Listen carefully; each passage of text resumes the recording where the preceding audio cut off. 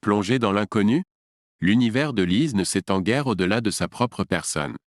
Retenue prisonnière dans une chambre au sous-sol, elle ne sort que lorsque son ravisseur le permet, se nourrit de ce qu'il veut bien lui donner et n'effectue que les actions qu'il autorise.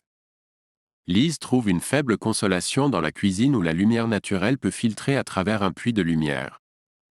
Les autres fenêtres sont obstruées. Lise ne sait plus quel âge elle a ou combien de temps elle est restée enfermée. Elle n'a pas vu d'horloge ou de calendrier depuis qu'elle a été emmenée dans cette maison.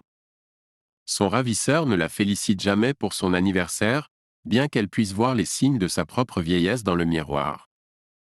Étrangement, un jour, il décide de lui faire une surprise. Bien qu'elle soit habituellement méfiante quand il fait des gestes aimables, la surprise qu'il lui offre cette fois la laisse sans voix.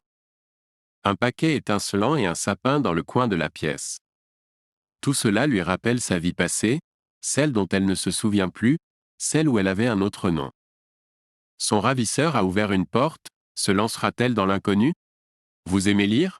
Vous êtes à la recherche de résumés de livres qui vous intéressent ou vous tenir au courant des dernières nouveautés? Ne cherchez plus, visitez www.chekabook.com.